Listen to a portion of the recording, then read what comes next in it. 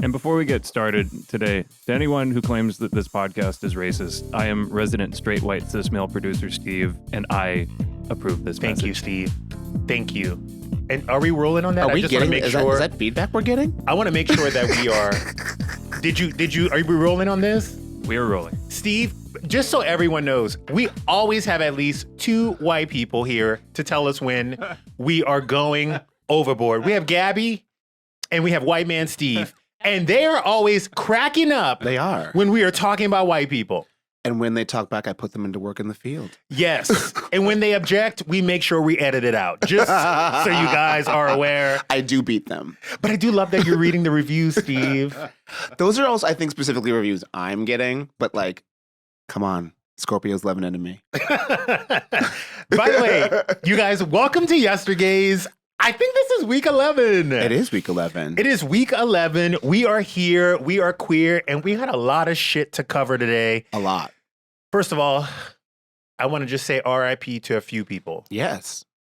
And I don't know if you noticed this, but when celebrities die, they usually die in threes. In bunches. In bunches. It's weird. The first person I want to RIP is Ozzy Osbourne. Yes.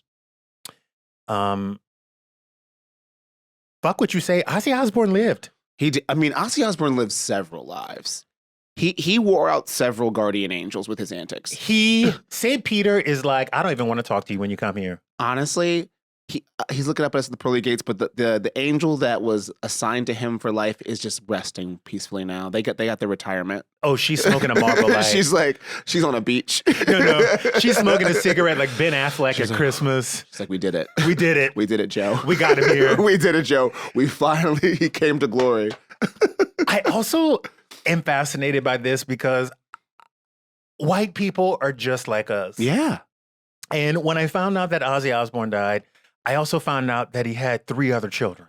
Oh, really? Yes. You didn't know about like Amy? No, I knew Amy. Okay. Amy was the sister who hid. Yes. Amy was with Sharon. Yes. He had Amy, Jack, and Kelly with Sharon. Yes. But he also had 3 children, Jessica Lewis and Elliot, with his first wife, Thelma, that we don't hear about.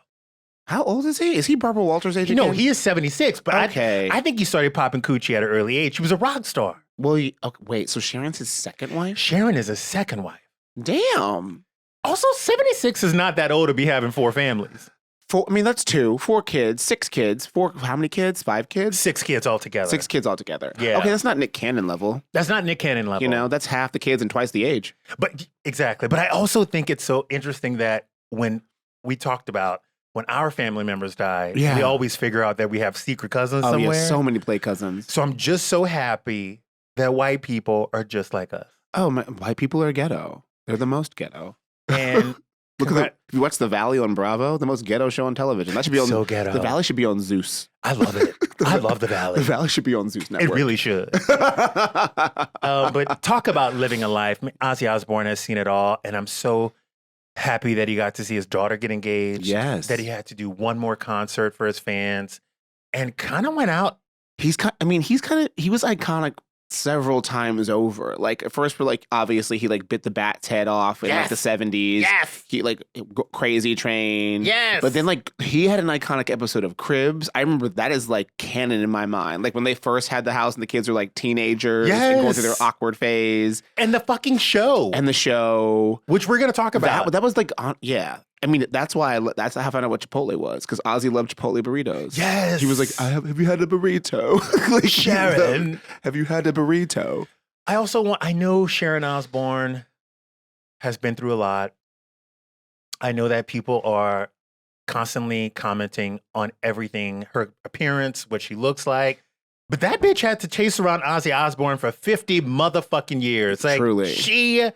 She's like revived him from death, I think, several times. She was also his manager and brought his career back. Oh, that's too much. It was a lot. She was like kind of like the original Kris Jenner. She was the Kris Jenner. She walked so Kris Jenner could run. She took them Nepo babies from sitting at home not doing shit, put them on TV. Kelly Osbourne got a great career out of it. Kelly Osbourne had also some bops. Remember Shut Up?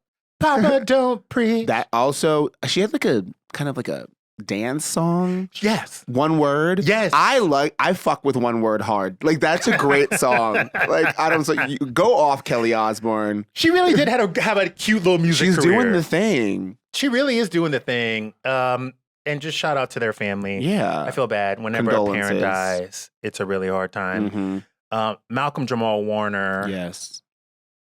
is another significant figure in a lot of people's lives. He really was. He was one of the first complex portrayals of like Black boyhood to manhood on network television. Yeah. He was the first kind of like fully rounded first son, upper middle class, going through things, women. Naomi Campbell played that clip where she played the girlfriend of his friend. Yes. There's so many kind of like iconic moments he had. Then he had that great sitcom with Tracee Ellis Ross that was on BET about 10, 12 years ago. Just like a great multifaceted career. No scandals of which to speak that I can think of. None. Just like a good role model on and off screen, unlike some other people from the show. But like, you know. This is where I get tripped up about the show. It was such an iconic show, and it was also such a big part of my upbringing because I never had siblings in the house. Like, my sister was 5 years older than me. She was running around doing her own thing. TV was my thing. And watching the Cosbys, I always felt like Theo, I was seeing my life through Theo. Yeah. And I was growing up with, Dr. Cosby as being, my parental figure. Mrs. Cosby was that bitch who put me in my place. I'm sad that younger generations can't have this show because of what he did. Yeah. And we were just talking, I think somebody else was just posting online today, I think about kind of like the Black TV renaissance of like the UP and WB era. Yeah. So like people had girlfriends, One to One, The Parkers, Fresh Prince, A Living Single. So I feel like you did up until almost like the early 2000s get those complex portrayals of Black families. I just think like when the CW came around, it somehow like when UP and the WB combined, it all just somehow went away. Like poof, pow, be gone. It was crazy. It was really wild. And then it brings up this question in my head because do we stop streaming the Cosbys completely? Where is it even streaming? Well, that's the thing. They took I don't it off. think it is. No, they like took it Okay. off, like because of what he did. But I'm thinking about Lisa Bonet, and I'm thinking about Malcolm Jamal Warner, and I'm thinking about Felicia Rashad, who have these incredible stories and careers and life lessons that we've all learned through them, but we can't have it because one motherfucker fucked it up for everybody. I mean, yeah, he did. Pretty badly. But I mean, Lisa Bonet and Felicia Rashad and all of them and Raven Simone are just fine. They're still iconic. They're still working. Felicia Rashad is on the Gilded Age. Go off. Oh, go off. I love the Gilded Age. We should talk about that. Light skin auntie who's like judgy. She's like, I love it. I love her on the Gilded Age. And I get like tongue tied thinking about it. Also, in the same situation, fuck everybody who thought Jaleel White was Malcolm Jamal Warner. No, straight up, a hard fuck you to Us Weekly. Someone needs to get fired. Throw your staff, whoever this 27-year-old named Chloe or the AI person you have doing your Black screenings, fire them. Get out of here. Whoever, somebody, our followers, find out who runs Us Weekly's editorial and DM me, because I got beef. We got beef. I cannot believe that this has happened yet again. Yet again. It's honestly like we think it's funny because as Black people we're so used to it, but it's like in this economy I'm already a raw nerve. So if you can't tell the difference between Jaleel White and Malcolm Jamal Warner, or if you're that sloppy to like respecting someone's death and humanity, then like get out of journalism. Get out of journalism. Get the fuck out. There's a door. Tyra Banks, I have never yelled at a girl like this. I have never in my life. Tiffany yelled at a girl like this. Where the fuck is Tiffany? She was actually on back when Tyra was getting like her comeuppance for all the things she said 25 years ago, which is I thought was kind of like, I get it. Like contextually, America's Next Top Model does not fully hold up. She was one of the women that was talking about their bad experience on the show. Damn. Bring that show back, by the way. They tried to with men and women, and then like they tried to with like Rita Ora on VH1 for a second. I forgot about that. Yeah, that was one season. They were like, nah. No, because you need Tyra. You need Tyra. You need Tyra. Tyra.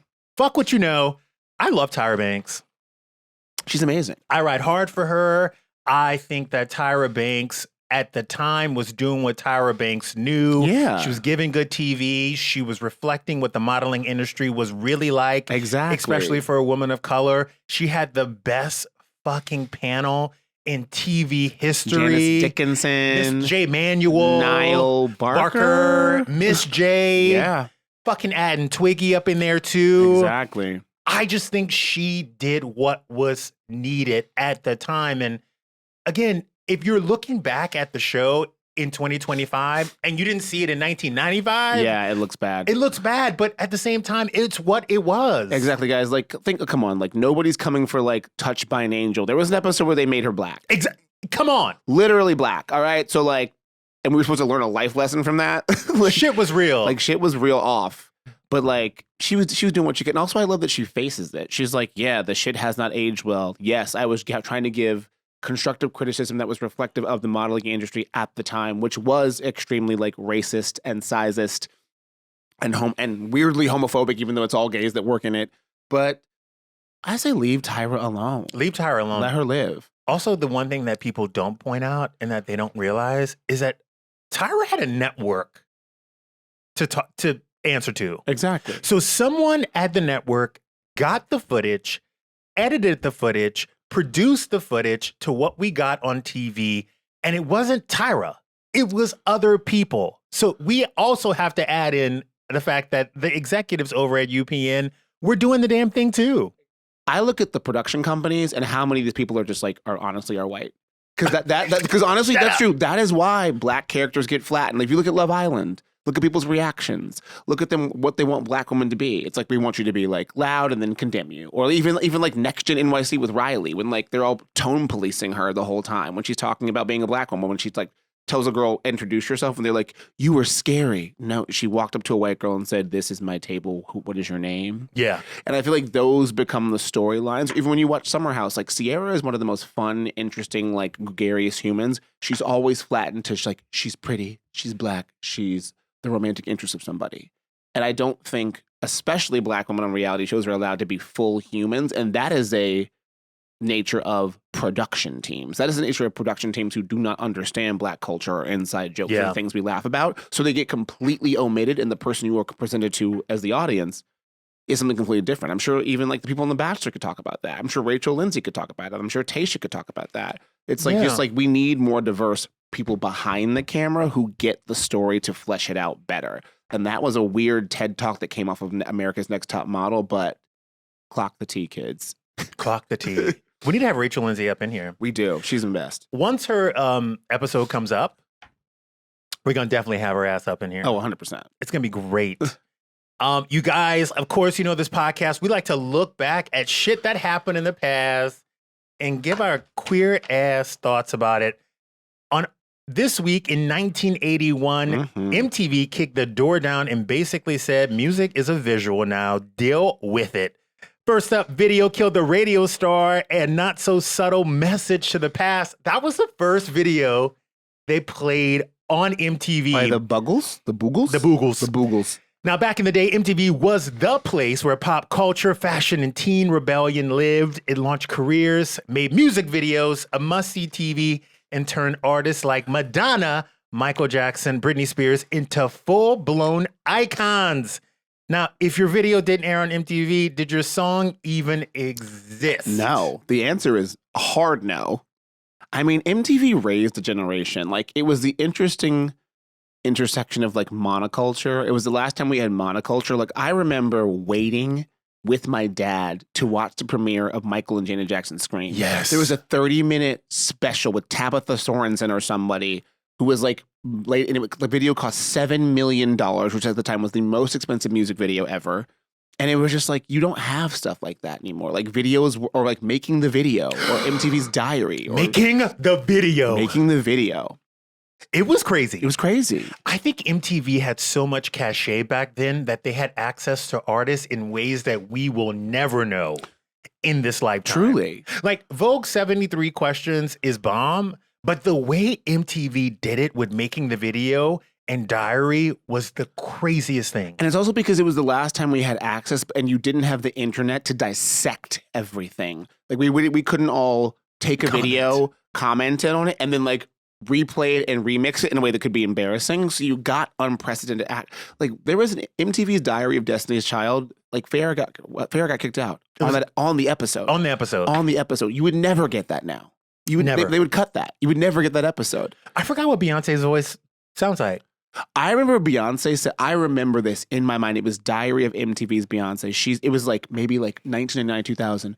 It's so funny because it's so untrue. She said, I'm like 22. I've been working since I was 16. And she's like, when I'm 30, I want a certain amount of money in the bank and I don't want to work. Boom. Wrong. Now she's 43, fucking hungrier than ever. Cut to 20 years later, bitch is still on tour. Still sweating. Still on tour. Still sweating that weave out. Sweating out my weave. Sweating out my breath. She is still fucking doing Love it. Someone show her ass that video. Literally. She said she was a full 2 camera when I want a certain amount of money in the bank and I don't want to work. By the way, that's how people start. That's how people start. They think they want to get to a certain place and they can't stop themselves. There's just another hill to climb, you know? They keep running up that hill. Like Kate Bush. And them heels to God. What are your top 3 music videos of all time? All right. One, I think the Lady Marmalade video. Okay. Because I saw the MTV making of. Yes. I thought that was incredible. Mm-hmm. I couldn't help it. Mm-hmm. Nelly Tip Drill. That's a BET Uncut video. That's a BET Uncut video. We're not counting that. Okay. That only came on BET Uncut. Okay. Rock the Boat. Oh. I loved Aaliyah's Rock the Boat. That's great. That's kind of seminal. I thought that watching that video, knowing that it was her last time ever being an artist or alive or with the people she loved, watching that video for me is always heartbreaking, but also nostalgic. And I loved Missy Elliott. Rain to me was I can't stand the rain. iconic. It was truly iconic. The big bag, the fisheye lens, the whole thing. My honorable mention, only because it played so many times on VH1 Pop-Up Video, and I knew so much about this music video. One Last Dance with Mary Jane. Oh yeah. Well, who made that song? One Last Dance with Mary Jane's Jane. Addiction? One more time to feel the pain. That's Tom Petty. And Is he alive? No. Tom Petty is not alive. By the way, I don't even think he was alive in that video. I don't even think he was alive in that video. But videos turn you on to music They did. that you would never not normally know. It made Exactly. you like appreciate artists that weren't in your wheelhouse. And you had to go like buy the art physically. You had to go to like a Virgin mega store and get it. No, bitch. You You, know had to what go I mean? to Sam Goody. You had to scan that CD, put the headphones on, and Yes. sample the tracks. Did you have Blockbuster Music? No. I guess that was regionally specific. Blockbuster opened like Virgin Megastore style CD stores in Dallas. So we had like a Blockbuster Music, which was just a giant CD store with Blockbuster branding. No, bitch. I had In Sam malls. Goody. I had Sam Goody, and Walmart also had a bomb-ass music section back then. Walmart had the craziest music section next to the audio and visual section, and it was great. What were your 3 videos? I would say, honestly, Fiona Apple's Criminal. My parents should have known I was gay. Probably I was like, ooh, this sad white girl, I love it. She is one of my favorite artists of all time. I am Fiona Apple coded to the core. I'd probably say number 2 is probably Nirvana Smells Like Teen Spirit. Again, Okay. very angsty, private school, gay black boy, but I was just like anger. And I loved like the grunginess of it. I love that it was like a deconstructed high school set with like smelly cheerleaders and everything else. And then probably like, oh, you know what? Madonna's Human Nature.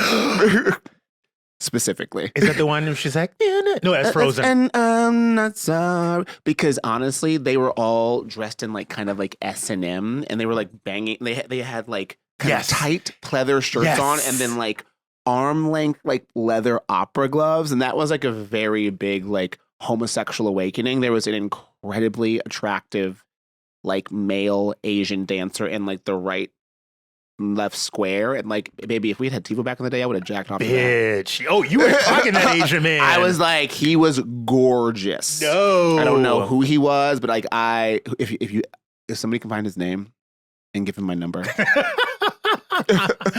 You know what I also, when Frozen came out? Girl, that's like 20 years later. What are we talking about? That's Remember when like, Frozen came out? No, Madonna, Frozen. Oh. She had that black bob. It Ray was of Light. Like that whole and era. the dogs. Yes. That like 1998 to 2001, like because that was honestly the peak of MTV's power and the music. Because that was like back in the day when like every Britney Spears, NSYNC, or Backstreet album would sell 2 million the first week. 2 million physical copies. It was wild. Like, I think NSYNC, No Strings Attached, did like 2.8 million week one. Do you remember when bitches would do unplugs? Yes. I remember watching Kurt Cobain's Yes, that was so good. Unplug. And I remember thinking to myself, this man is not going to make it to 30. I remember thinking, I don't want to feel anything like this man feels everything. It's wild. I was like, I never want to be in his head. I never want to. Nope. I don't want to have emotions like that. No, Like, no. give me Alexa Pro right now. It was crazy. It was wild. Yes. The other thing that I have to call MTV out about is MTV, you probably have about a dozen audition tapes for me. I'm gonna need you to just send them back to me, okay? Oh, I have one too. I auditioned to be a VJ. Oh my God. I Want to Be a VJ was a show and a contest on MTV in the US. Contestants were selected from the crowd around the Times Square office and narrowed down via challenges testing the applicants' music knowledge and personality. Because the first winner was Jesse Camp, I think. Jesse Camp was the first winner. Is he alive? Steve, is Jesse Camp alive? That, because I think he went missing. Like, literally, he was on MTV. He was like, he talked to like Perry Farrell from Jane's Addiction. He was like 6'7". I'm pretty sure he was on drugs. Oh, 100%. Or just had been on so many drugs prior to winning that he was just altered forever. Like, he'd just done so much acid, he'd broken his brain. But then I remember when I was in high school, somebody saw him in like a Super Target parking lot in Dallas. And this was like 2005. So I feel like shit went real left for him really fast. I wanted to be a VJ so bad. Well, they were like our cultural arbiters. You had like Ananda Lewis, also RIP, who was like just like the thinking man's black journalist. She was so fucking good. Vanessa Manillo. That Lindsay Lohan photo. That Lindsay Lohan video. People used to party. Vanessa Manillo and Lindsay Lohan playing with knives raised us. And now they are mothers. And by the way, she don't even know it. What? I don't think Vanessa Manillo even realizes the cultural impact that she has had on our generation. Right? That photo has more cultural impact than like Tate McRae ever will for me. Girl, Tate McRae could release 7 more platinum albums, and that one photo of Vanessa Manillo, probably on narcotics, playing with knives with Lindsay Lohan, a generation. The millennial Mona Lisa. I'm not going to LACMA. Put it in the MoMA. I'm not going to LACMA until that motherfucking photo is in there. I just want the series. Whoever took it. When I go to the Today Show, everyone is always asking about Hoda, what's Al Roker like? And honestly, Hoda is exactly who you think she is, 24/7. She is that bitch. She is touched by an angel. Didn't she just quit? She just quit. Okay.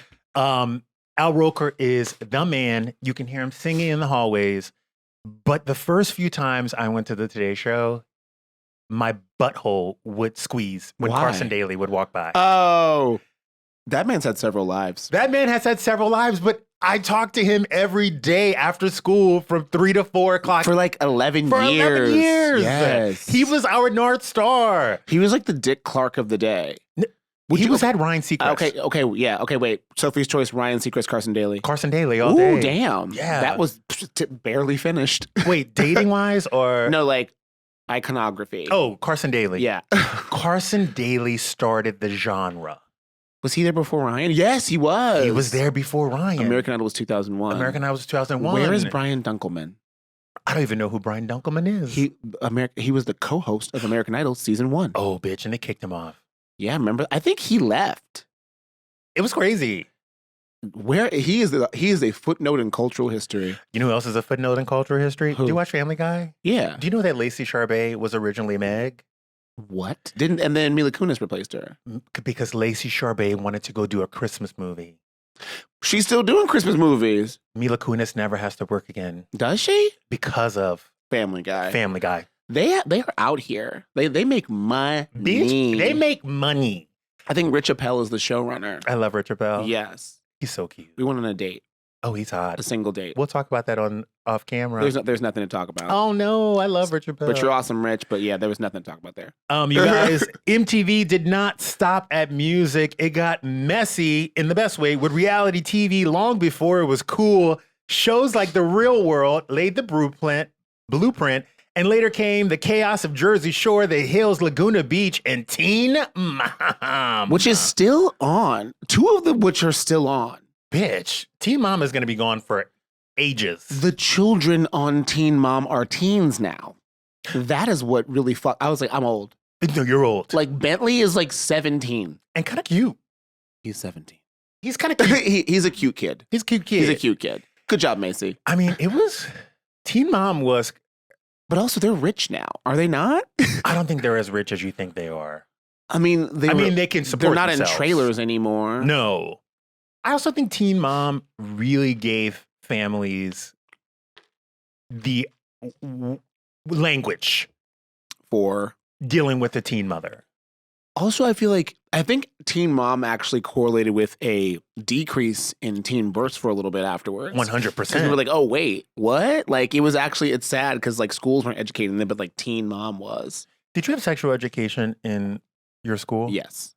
But I also went to, like, an all-boys school, but they showed us a, like, front and center picture of a birth. Stop. Or, like, a video. No. And I was just like, I'm gay. I'm homosexual. I never want to see this again. That's disgusting. Oh my Babies are God. so gross when they come out. Like, Babies are so gross. They're and people poop.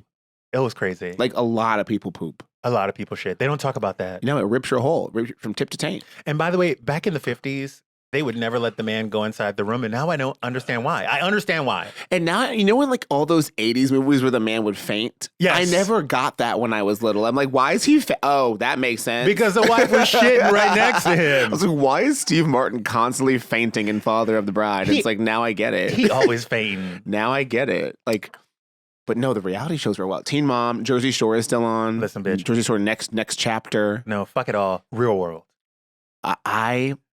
My parents put a cable-enabled television in my room when I was 4. And when I say, like, the Real World partially raised me, Bitch. I remember Eric and Julie fighting about racism on In New Orleans? In New York, season 1. Damn. Had no business watching. I was 6. Eric Nice, also fine as fuck. I think he's like a crazy shaman now, but like, damn. Oh, Like, I'll take that, 90s fine. Tami Roman season 2. Tami Roman, the original black reality star. There is no Basketball Wives. There is no Real Housewives without Tami Roman. Tami Roman getting that man kicked out for the blanket. Bitch. And then brought him back 25 years Brought him later back. to talk about that blanket. I love it. Tami Roman has walked never taken shit. so Nene could run. Oh, I was about, you fucking take the words out of my mouth. If Tami Roman had not existed, VH1 wouldn't have a leg to stand on. I could watch clips of Tami Roman telling a bitch off 24/7, 365. When she's like, oh, you said you said if my daughter wasn't here, you beat my ass? Let's go. Well, she ain't here. like a bitch, because you know Tami can fight. You know Tami will give you a right, straight, left hook with a quickness. She'll knock a bitch out. Here, but by the way, if you are in a fight with Tami Roman and she lights a menthol right before she whips your ass, run. Because the minute that menthol comes out And the earrings come off. and the earrings come off, The menthol comes out, the earrings come off. she always smokes a cigarette right before. Call back. You in danger, girl. You in danger.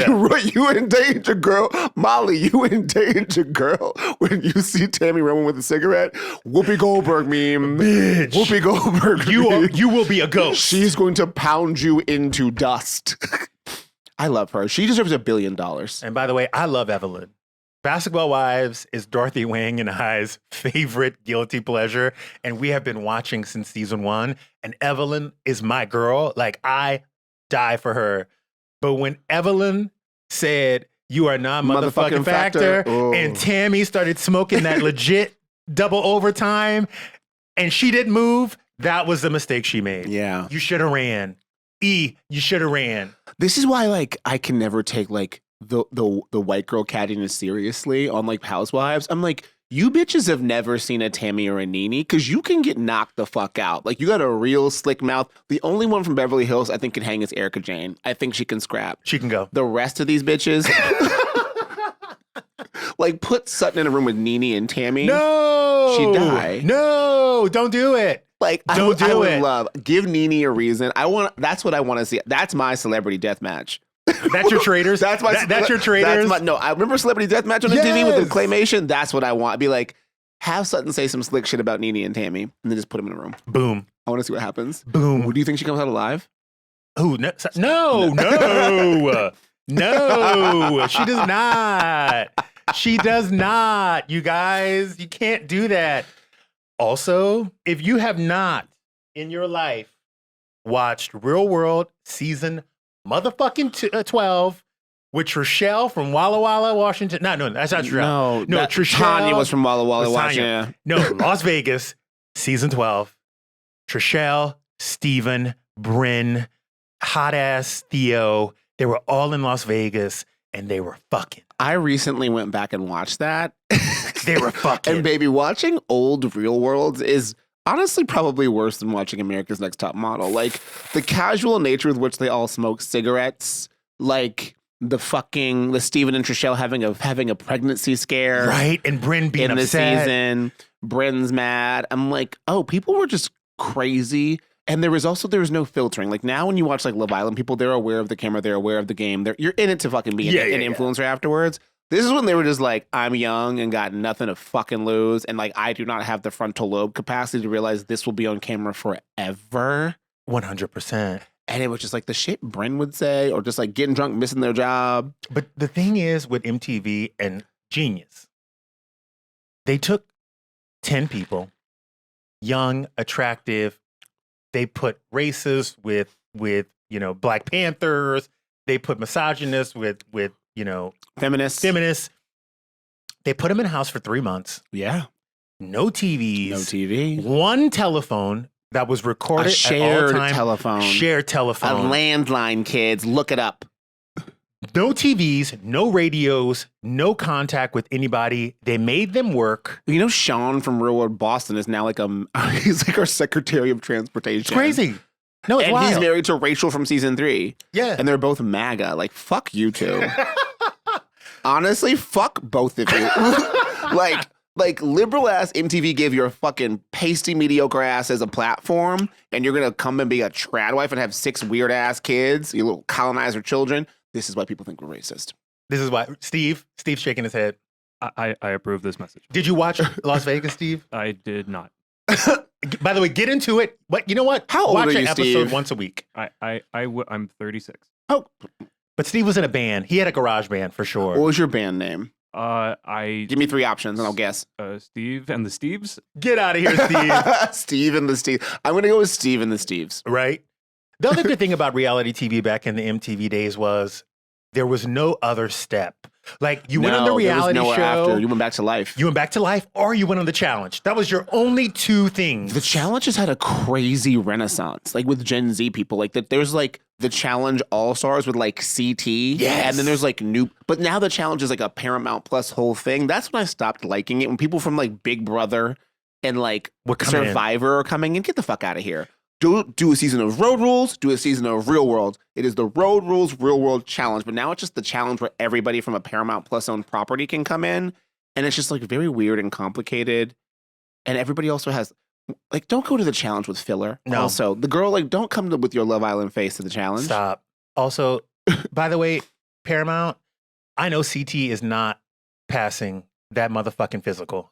All right. He lost weight though. He's like back in shape. On this one. Yeah. But the one, Johnny Bananas, I know his heart rate is so elevated and that cholesterol is through the roof. You are going to kill these people. But wouldn't that be a great episode? They wouldn't show it. You know how it is. No, because someone on Survivor fell face first into a fire. Yeah, bitch, but we were on Survivor. Yeah, I mean, that's basically what they signed the liability form. I'm sure they're signing liability forms for the challenge. Do you ever watch Naked and Afraid? No, I don't. I don't do like.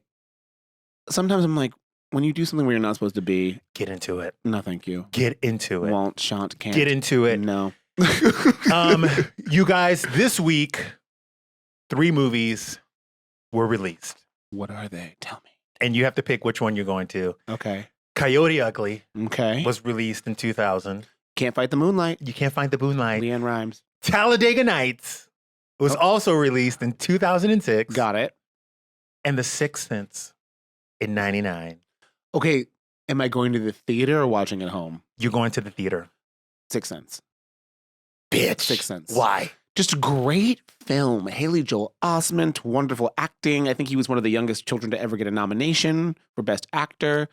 Bruce motherfucking Willis. Done. Showing the range. Done. Doing the things. Toni Collette. Misha Barton. I'm feeling much better now. Throwing up under the bed. Killing it. There's so...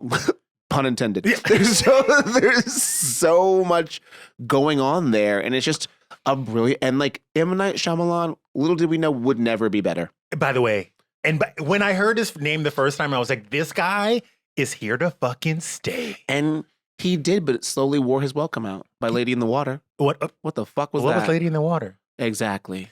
I love The Sixth Sense. I'm seeing Talladega motherfucking Nights. Really? Yes. Oh, you know who's in there that I love? Leslie Bibb. Leslie Bibb's in there. She's great. I'm also really good friends with Jimmy Johnson, who is a NASCAR driver, and getting to know his world. What's a Jimmy Johnson? Jimmy Johnson is like a Hall of Famer NASCAR driver.